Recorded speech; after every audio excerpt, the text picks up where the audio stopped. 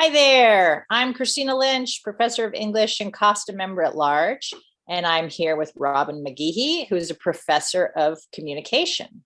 Hey, Robin, how you doing? Hi, how are you? I'm very good. Good. We're going to jump in. What's your favorite food truck? It has to be a gorilla quesadilla in Three Rivers, Love without a it. doubt. What's the main reason you chose teaching? I always wanted to be a lawyer. And when I was in my undergraduate program at a small Baptist college in Mississippi, I had a communication class that just lit me up inside and inspired me. And that professor, said, why don't you get your master's in communication? You love it so much.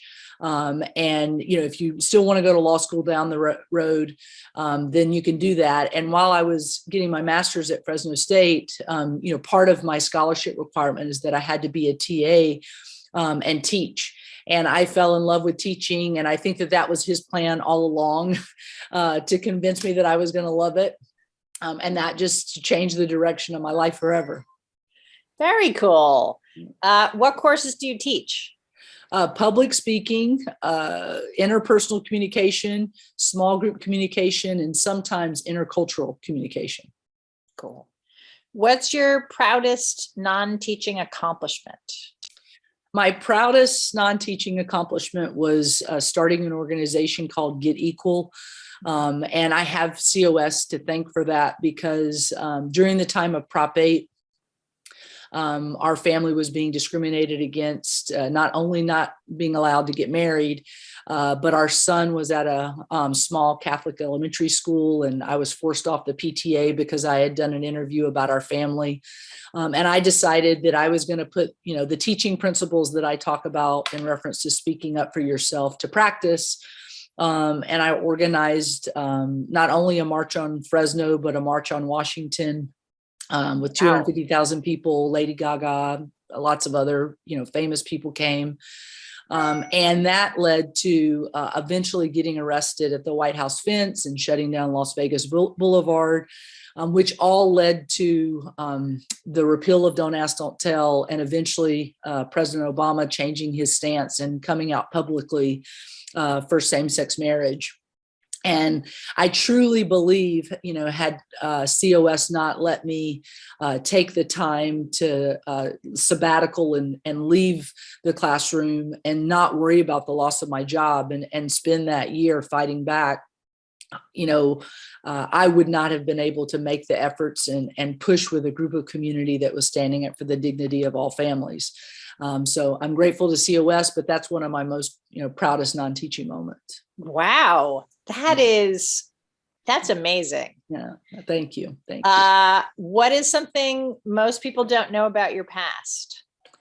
I think most people, wouldn't be surprised to learn that I moved here from Mississippi, but my activism didn't start around LGBT issues. When I was in high school, the rebel flag was the flag of the school. It was the, icon that, even hung on the, school flagpole.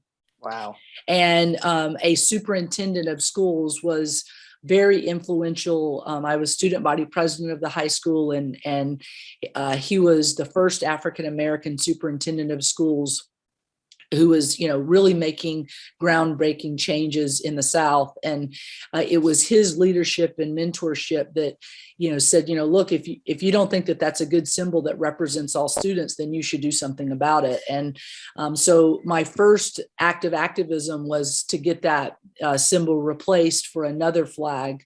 And that really, opened my eyes to, if, we do something, it could lead to potential change. And it's not all about LGBT issues. It's about you just being a good human being altogether. Yeah. Incredible. What's your watch it 1,000 times movie? This is going to sound crazy, but I love the movie Prince of Tides. I love Barbara Streisand. And the romance and the drama and the family issues. I just really love that movie. So I could watch it over and over again and I'd be cool. What's your late work policy? I am very lenient. I know that our college community has lots of things that they're juggling, not only, being in a rural community that sometimes leads to, sharing cars to be able to get to campus and, having to work on the farm late at night, not being able to complete something right at the deadline that I've set. So I'm always very lenient and open. I'm not, easy where I'm just going to let it go. But my late work policy is that I take off a couple of points because I'm going to give you some, result in reference to a form of punishment. But I will always accept it because if you're going to make the effort to turn it in, then I'm going to make the effort to grade it. Yeah. And your absence policy? That's another thing that I'm very lenient on. I truly, I think that I used to be harder on it until I realized that we couldn't hold attendance against students. I kind of am the person that believes that attendance is participation because you made the effort to be there. And the other element is activities and assignments. So if they do something in class, I know teachers will count that as participation, and that's where it's turned into for me. But for me, my belief is that if you're missing something, your job is to try to figure out how to catch up. And if that means asking me to tell you what you've missed, I will do that. But I want to know if you've checked in with other students first to try to do that on your own. Because I truly believe that there's a sense of responsibility of being in the classroom. But if you can't be there, I'm not, a person that doesn't know that life is happening outside of my classroom, but it is happening in the classroom. So you got to figure out what it was and get it done. Yeah. What's one piece of advice to your students? The thing that I tell my students is when we speak, we shape the world. It's a quote I've used since the very beginning. And I always say, you can either let someone else drive the bus and you sit on the back and just, sit there and wait to see where they take you, or you can, take action in your own life and drive your own bus. And decide where you're going to go and what your life's going to look like. And so it's what type of direction do you want in your life? So I'll say, when you speak, you shape the world, but what shape are you giving it? Is it going to be negative? Is it going to be positive? Is it going to create change?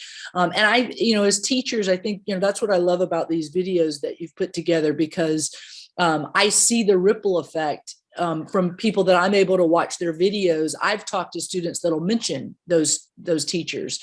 And so it's not just when that student leaves the classroom that our job ends, because we never know what our influence may continue to be and how that might affect change in something else. Yeah. Do you have any pets? I do. I have 2 Dobermans. I have a kitty. I recently moved and there was a cat that came with the house. And I have 2 cats that are indoor, a Siamese and a Savannah. So very unique types of kitties. That's more my wife than me, but I've fallen in love with them too. So I'm a pet person. On Sunday, do you hike a mountain or kill zombies? Hike a mountain. I like to be outside. What's a favorite recent teaching moment? I think, just because we just started school, I think the most recent is, you do your first day introductions. I, get the class to tell me things about themselves, and then I introduce myself. And I tell students that, just because I teach communication doesn't mean I don't get nervous on the first day too. Every classroom is different. And I'm always nervous to have students find something out of, my activism, my relational status. And I don't like keeping that in the closet because I don't want a student to find out at the midterms and they're like, I didn't want a lesbian teacher. So I like to just be upfront about who I am. And just recently, and you never know where that's going to go. I have had students drop after the first day and said, I just can't handle that as a teacher. I'm glad you told me, but I'm not going to stay in the class. But this particular moment, I had a student at the very end. It was at the Hanford campus, and he said, Miss McGehee, can I just say one thing?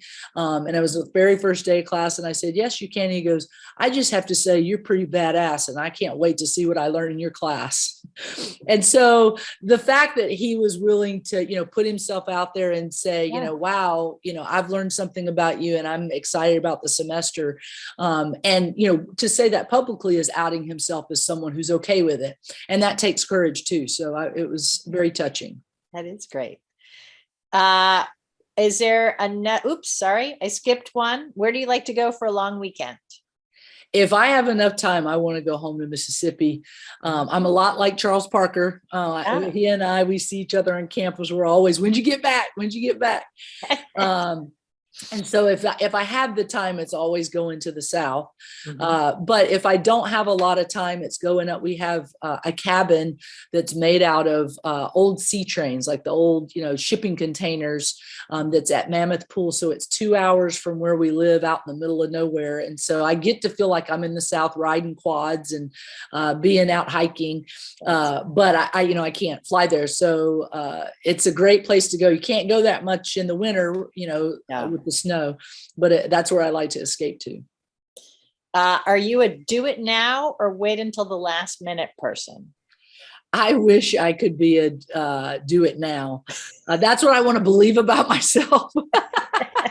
But it's so funny because I even tell my students that, every speech that I've ever written, I've always written it the night before, because in my mind, I'm writing it, but I've not put it to the computer. And mainly because I'm still trying to figure out what I want to say and what structure I want to give it. And so, yes, that would be a procrastinator because you're waiting to the last minute to write it. But the thing that suffers from that, just like with an English paper, you wait to the last minute, you can't proofread it as much as you would like to, and make those adjustments. And so if you don't, if you write it at the last minute, you can't practice it as much as a speech. So I wish I was different, but it is a last minute. Is there another career you'd pursue? Politics. I would love to be taking certain political representation seats and running for office. But not, what's most important to me is raising my children and, being away from them. Most political positions, it's about shaking hands and being in meetings. And if you run for, a national office, then being half the time in DC. And I love my kids. I, really wanted them, and I'm going to raise them. And after that, we'll see what happens. All right. What's your favorite anxiety reliever? Being on the water. I love boating, swimming, sitting by a beach, whatever it is, just being on the water. What is one inanimate object you'd take to a desert island? A kayak. What's your favorite thing about your job? The students, number one. But the second thing is I absolutely love COS. I mean, when I had the job offer, I also had an offer at Fresno City. And I drive, from the Fresno area to Visalia and to Hanford, every week. And I would do it all again. I love the staff. I love the faculty. I love the administration. And I would not teach anywhere else. Yes, we have our conflicts like every good family does, but I do love where I work. So it's the students and it's just the COS family. Is your office decor minimalist or maximalist? Oh, my fellow colleagues are going to laugh. They say it looks like Fred Sanford's house. I have, excuse me, I have all kinds of, memorabilia from former students. I even have a snake skin. A guy brought in a boa constrictor, like ball python, that was as long as the classroom for his favorite pet speech, in one of those big crates that, like you put your Christmas decorations in, and it was popping its head out the top and it slid out, and he held it in the class and gave his speech. And the next day it shed, and he said, "Hey, Miss McGehee, do you want the skin from my python?" I said, "Yes." And so it's tacked at the very top of my ceiling of my office. So it is like a Fred Sanford, but they all tell a story, like I know Fred would say as well. What's the biggest obstacle you would remove for students if you could? Oh, man. The biggest obstacle I think I would remove for students is a lack of confidence. I think that so many of them have either gotten messages that they can't do it, or they just don't believe in themselves because they've struggled in school. And so I would take that barrier away and give them the confidence to say they can do anything that they put their mind to. Yeah. What is the best thing about being a Costa member? I love the representation and knowing that there's a group of people that are working to, in a way that is respectful and professional, defend the rights of faculty. The rights of faculty, there's a lot of burnout that's going on right now. And there are ways that it's not just about salary, but there are ways to look at faculty and think about how do we make them the best for the classroom. Mm-hmm. And that comes down to negotiating everything from, what is happening in the classroom to what's happening in the office and what's happening in reference to scheduling. So yes, salary negotiations are important. Look at inflation. And, we have to be able to keep up to work in the community that we're working in. But it's also knowing that someone has your back when they're saying, look, these faculty are tired and they're trying to survive in a world that everybody is worn out. And if it wasn't for Costa, we would be trusting someone else to have our best interest. And I like knowing it's our own. So I'm very grateful to Costa. Excellent. Well, thank you so much. Yeah, thank you. I appreciate you taking the time to do all these.